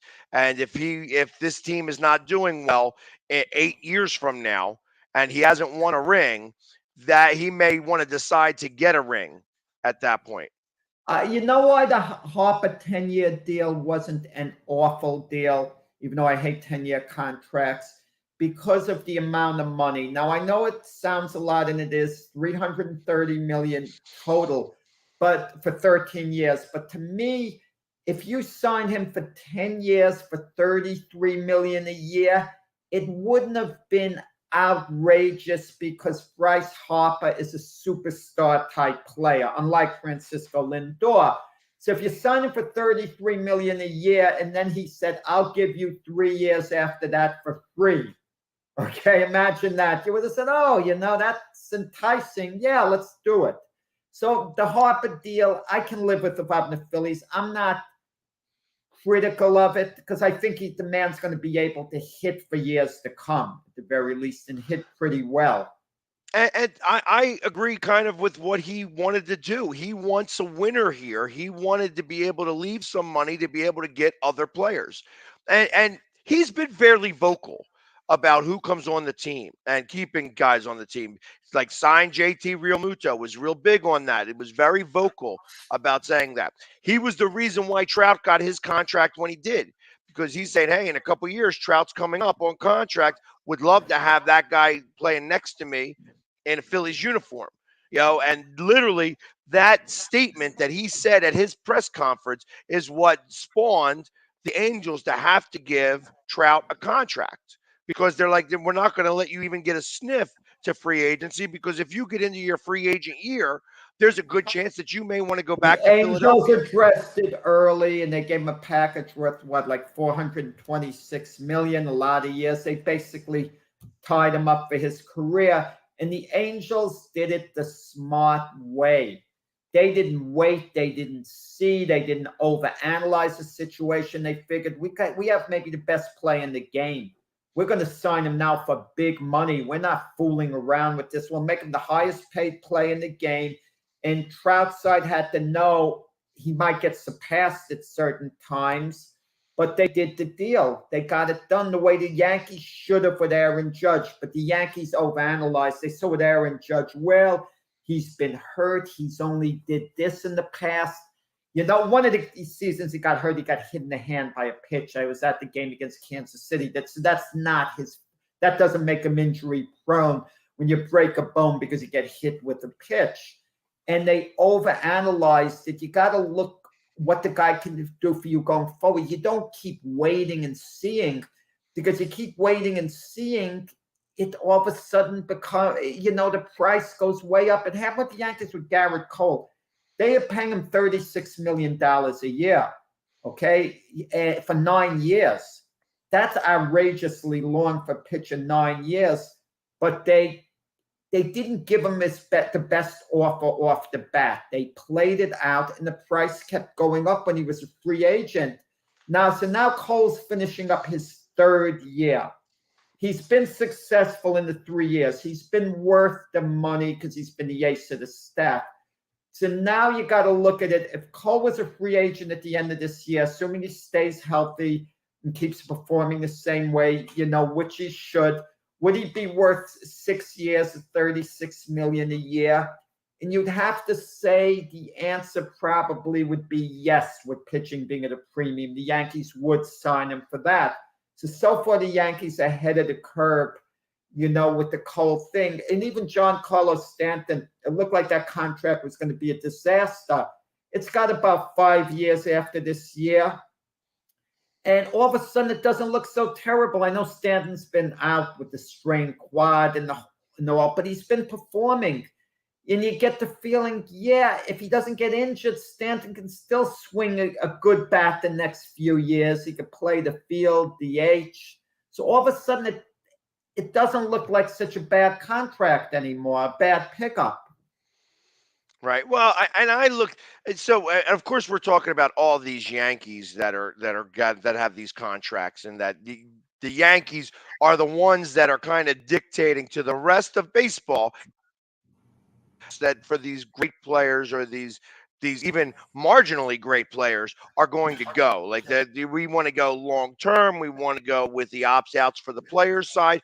When do you think that the ownership is going to start to fight back a little bit and say, you know what, with all these opt-outs for the players, we want some more power here, that it's great that we can go ahead and pay you, but we want to do like a $25 million buyout at this time and at this time, so that you could, so that we could move on if you decide that you're not staying, or start doing things where it's like, hey, listen, if you for whatever reason go under 300 at bats, like where a normal year, if you're playing a full year, you're getting anywhere about from 500 to 600 at bats, depending on where you are in the order. Also, an absolute disaster for a team.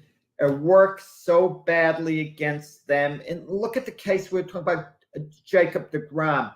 The Mets signed him for like a 5-year deal, $27.5 million a year. Now, it was reasonable at the time. At the time, that was a reasonable contract for deGrom. But after he signed it, the pitching market went up somewhat. Guys like Trevor Bauer was signing for more money. Look at Max Scherzer, 3-year deal, $130 million, and he hasn't opted out. Scott Boras is his agent. It's crazy. So deGrom managed to get an opt-out at the end of his 3rd year. This is going to be his 3rd year of the deal. And it's bad for the Mets, good for deGrom, because even though he got underpaid a little, and talk about a guy 27.5 getting underpaid, but that's just the market, he can opt out at the end of the season. It's his call. He's already said he's going to do it. And if he's healthy and he pitches really well through the playoffs, he's going to get more money elsewhere. Worst case scenario, deGrom can opt out, and if he doesn't get the big money he wants, he could come back to the Mets, and they'll probably sweeten things a little bit. Worst case scenario. But it's not good for the Mets, because chances are now they're going to have to pay him so much more money, take so much more of a risk. I mean, you're right. So let's talk about this a different way. deGrom opts out. And instead of going after deGrom, they turn their sights to Ohtani. Well, Ohtani's not quite a free agent next year. He's not. He's got to get traded. No, I think he's on the contract like at least one more season, so he can't. The Mets just can't sign him. But if Ohtani tells the Angels point blank he doesn't want to come back, he's not coming back, they very possibly would trade him. The Angels might think, look, he's not coming back. Let's get a package together, a great prospects from another team, and let's make a deal. So Ohtani could be in play, but not just as a free agent.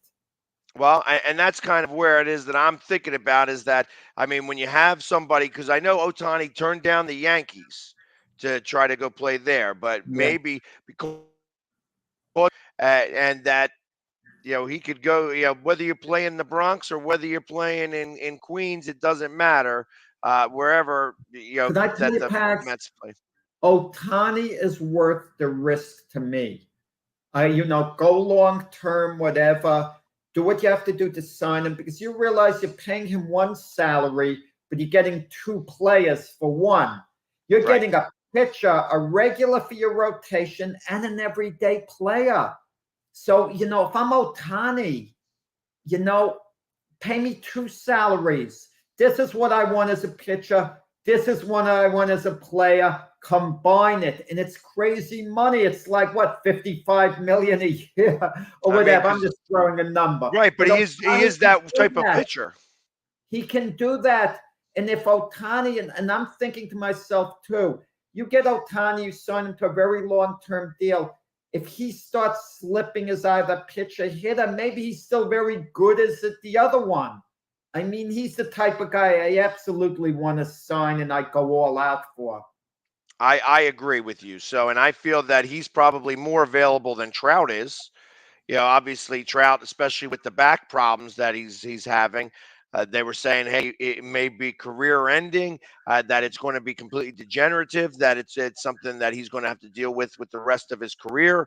However, it's, you know, the Angels in itself, beyond those two players, really don't have anything else. I mean, they had Pujols for a minute, but even still, all the bats in the world aren't making the Angels any better, and they have been going through this same thing over and over again, that they're just playing. They can't seem to get over themselves and get everything right to be able to even make a playoff run. They started off great and then floundered, and now they're not even in a playoff run. Obviously, they've been out for a while. So, and you wonder about Trout. Let's say he does come back and things are normal again. He has to be disillusioned to be on a losing team year after year after year. And the Angels have made big-time moves. They signed Albert Pujols as a free agent. They signed the third baseman from the Nationals, Anthony Rendon, who hasn't panned out for a big, big contract. I think he may have gotten a 10-year deal, like something. Big, you know, he got a lot of years for big money. And they tried to, you know, they got Joe Madden as a manager, big-name manager. They made moves. But they of course, they fired him. You know, they fired Joe. They, after a 10-game losing streak, it's, you know, it was funny because he saw me. He got a Mohawk, and they fired him before the Mohawk even ever came out. So it was just to probably try to change and get the guys motivated to be able to play better. And, you know, they said, you know what, after getting it's funny the way one stopover can ruin a manager's career, basically ended a manager who's been tremendously successful. Madden was very successful with the Tampa Bay Rays. He was very successful with the Cubs. They won the World Series over him.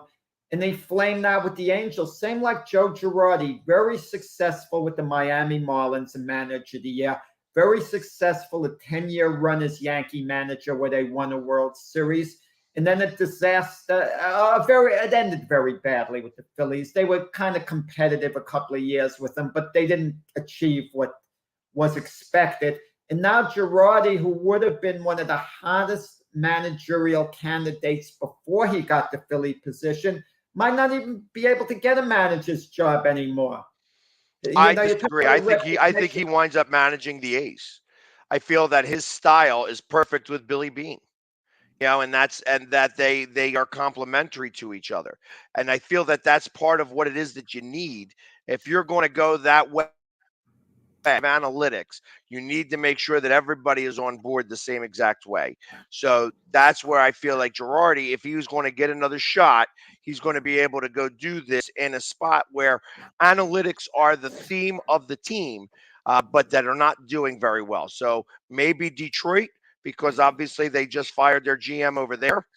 Maybe in Oakland, because that team has been stinking out loud for a couple of seasons now, and they're going to need something to turn it around. I feel that Girardi is good at turning a team around. Detroit's got A.J. Hinch, you know, from the Astros, and he's in the second year there. So I don't think Detroit.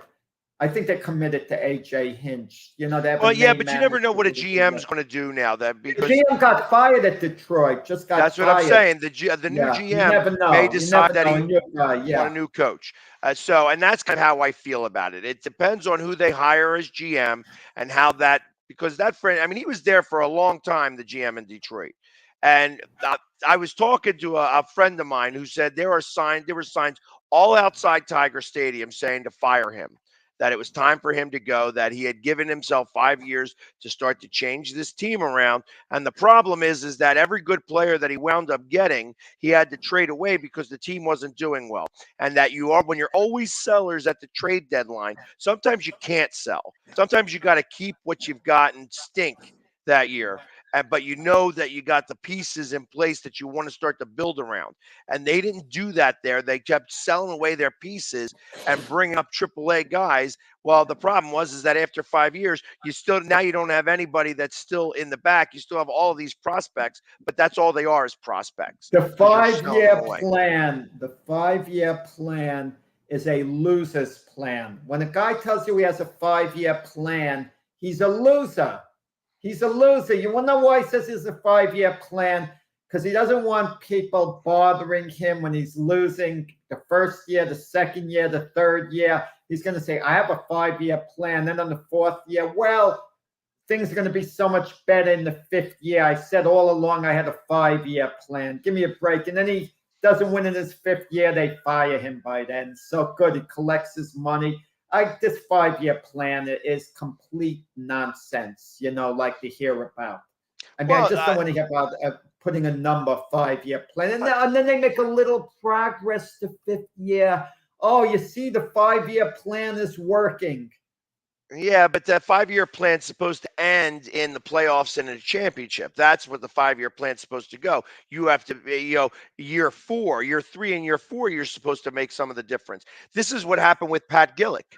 Pat Gillick claimed about a 5-year plan, but his 5-year plan was to be at the end that it was going to culminate in a World Series. Literally, that's exactly what happened. They got rid of Ed Wade. Ed Wade went to Houston and started building that franchise back up. And in 2006, the Phillies didn't do so well. In 2007, he even said out loud, he's like, yeah, it still might be 2 or 3 years before we make the playoffs. He said that, and the Phillies, of course, heard it. That whole team heard it, and they started playing better. He did that in late June, and they started to come on really strong. And they wound up beating the Mets out in 2007 to make the playoffs, and then ran into a Rockies team that was a buzzsaw at the time that were winning all those games in a row. And then in 2008, the same type of situation. He was like, I don't know if we're going to be this team. And again, it was just a way to motivate the guys that they were able to then go ahead and get ahead of the Mets, get into the playoffs, and then go to the World Series and win it. That there was a year or two ahead of schedule. In 2009, he brought him back to the World Series and made a couple of trades specifically to deal with, okay, we got, Pedro Martinez, Cliff Lee, and we were doing pretty well. Cole Hamels had a lot of hangover from the year before. He had pitched a lot of innings the year before, wasn't as effective in 2009 as he was in 2008. And then, of course, Pat Gillick retired and went to Ruben Amaro Jr. And Ruben Amaro Jr. went ahead and says, okay, I'm going to trade all the assets that we have and get this monster rotation to mimic the Braves of the past. That they wanted the 4 aces. And that's when we had Roy Oswalt. We had Holiday, Cole Hamels, and who was the other one? Maybe it was Cliff Lee. And then, of course, the 5th guy who was just came along with us for the ride and was great for a couple of years. His name's escaping me too. But the thing with any 5-year plan, if the GM or the coach, the manager, is going to tell you exactly where they expect to be along the way, then I can accept it. He might say, okay, year 1, we're basically going to tear the house down and see what we have. We're building for the future.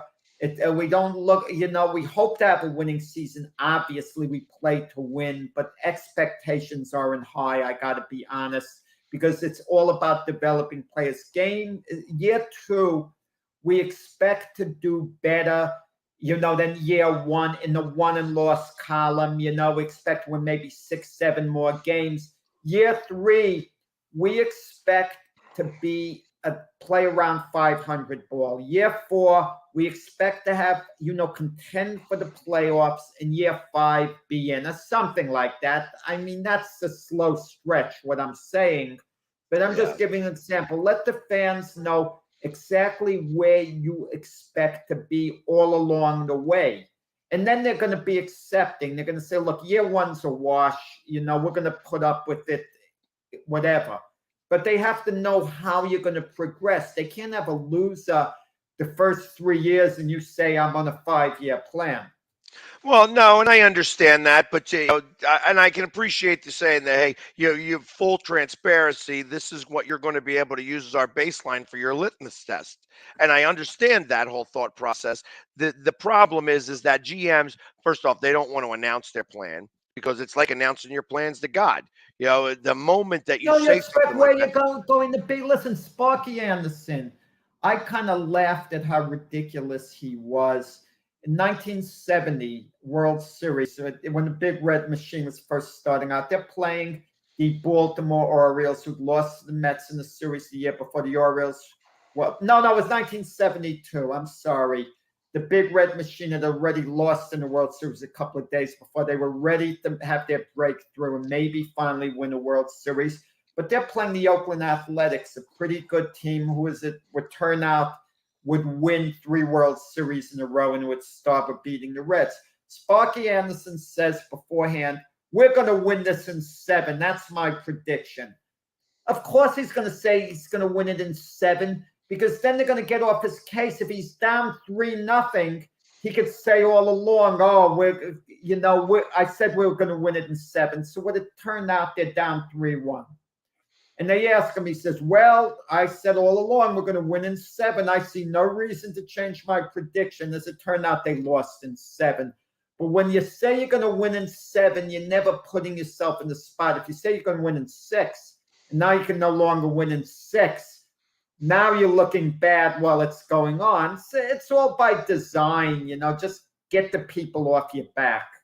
And I can understand that. I mean, as a manager, line in general, you have to still motivate your players. You want to put something on the bulletin board. You want to make sure that hey, listen, I said you guys were going to win in 7 games. Don't make me look like a liar. You know what I mean? At least let's act like we still want to be here. We deserve to be here, and we're going to make it happen. And that's your rah-rah. So that if you won in 5, they're going to say, hey, you said you were going to win in 7. You only won it in 5. You were wrong. Obviously, I'm going to tell you, it's all about expectations. We talked about the Philadelphia Eagles. You nailed it last year, but you were about the only one. Virtually no one, and I'm not talking about the Eagle team, expected the Eagles to be much. So if the Eagles last year would have gone 6-11, it wouldn't have been a disaster. People would have said not bad. That's basically what was expected or whatever. Some people expected worse, like 4-13. And then the Eagles this season would have gone 9-8 if they go 9-8 and get eliminated in the first game of the playoffs. It would have been considered a good year this year, 9-8, just making the playoffs, if they had a poor record last year. But because the Eagles went 9-8 last year and got into the playoffs, that won't be acceptable this year, 9-8 and getting eliminated the first game.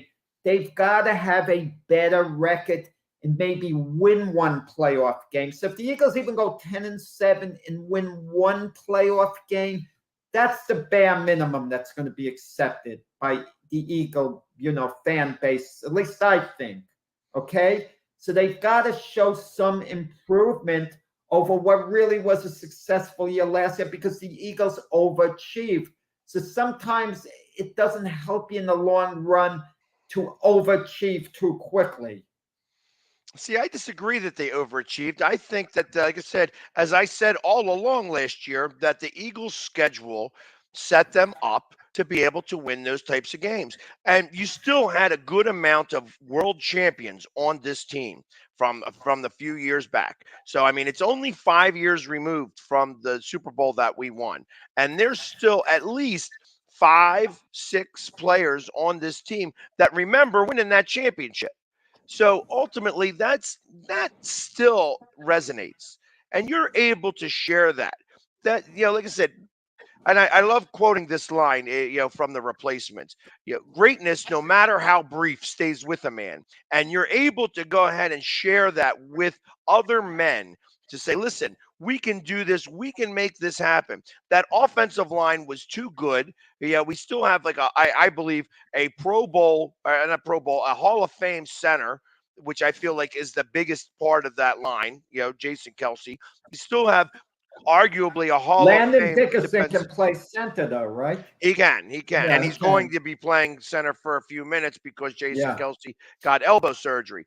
But you have arguably a Hall of Fame defensive tackle in Fletcher Cox. You Hall of have Famer. even the defensive ends on that team. You had Hargrove, who didn't win it with the Eagles, but did win one with the Steelers. So, I mean, you had guys on there that know what it took to win in a regular season and in the playoffs and win a championship. I felt that the season last year, that the schedule was too easy for us to, if we had only won 6 games last year, to me, that would have been a terrible thing. Had we gone 8 and 9, I'd have been able to accept that and not make the playoffs, because I didn't think we were going to make the playoffs at 9 and 8. I said that last year too. So this year, I think that it's a lot different. I have a much higher expectation. But I'm going to tell you, you look at the perception around football and all the predictions we're going to hear in a couple of weeks, and we're going to make our own officially, teams' records, who's going to go to the Super Bowl. And you look at the NFC, the Rams are going to get a lot of support to go to the Super Bowl. The Buccaneers are going to get a lot. The Packers are going to get a lot. And then you get the secondary teams who are not going to get a lot. I mean, a few people might pick the Cowboys, not many, but virtually no one is going to pick the Eagles to go to the Super Bowl. People are going to pick them to maybe win the division, maybe win a playoff game, maybe 2, but virtually no one is going to pick the Eagles to actually go to the show. I agree with that. I feel that I have them going to the NFC Championship game. That's close. Yeah. You know what I mean? So, but that's winning 2 playoff games. Ultimately, I mean, if I said that if everything was to bounce in their way, and I don't expect that to happen this year, that they could go as good as 13-4. I expect it more to be 11-6. I don't think that every bounce happens the Eagles' way this year. And because of that, they are going to wind up getting into the playoffs. They're going to have to play in that wild card round. Then they're going to play in the division round. I think they win both of those games. I think that I see them getting to the NFC Championship.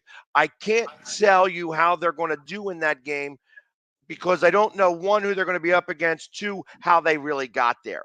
I feel that even getting to that game is a big, big stump. It's jumping over a step. You're climbing the stairs 2 rungs at a time, and that's great. But I feel that that's their limit. That's their ceiling. If they go to the Super Bowl, that's an amazing thing, and that means I'm going to tell you, it's funny with the Eagles. Same division, the Washington Commanders. A reporter asked Carson Wentz a question, and Wentz answered it, but the PR guy for the Redskins kind of took the reporter to task. It's like they're protecting Wentz over there. They're shielding Wentz. Again, bad sign. And like he needs shielding, like he's so fragile. It sends a terrible message. A quarterback has to be strong, a leader, to put someone in place himself, but in a polite but firm way. I understand. I can't speak intelligently about it because I'm no longer care about Carson Wentz. I've only heard reports of things. You better care about him. He plays against you twice this year. Yeah, and I think I can't wait, because I feel that he's going to throw more touchdowns to the Eagles. That's how I see it. Hey, listen, we've gone through our 2 hours. I tell you, Jack, I love talking to you when it's just you and I, because we can go back and forth. And I know that Mac likes to beat you up some. I let you talk a little bit more than him, but I still disagree with a lot of the things that you say. Yeah. Well, you don't let me know it as much as Mac. I mean, but I could tell. I could tell by your body language. Yeah, just because I feel that some of the things you think Mac tells me you get exasperated. You each have your own style. Exactly. Well, yeah, you don't trigger me as often as you do Mac. I know that Mac gets triggered a lot quicker. So, but everybody, thank you very much for hanging with us today. We'll be back next And best to Thursday. Mac. That we send our best to Mac. Absolutely, Mac. Hope maybe Mac will be back next week. We don't know, but obviously, hopefully things are progressing. So the best out to him, and we will see you guys next week, starting on Thursday. And you can tune into me on Monday for both for the NFC East show and the Philly Sports Side show. So everybody, have a great weekend, and we'll see you next week.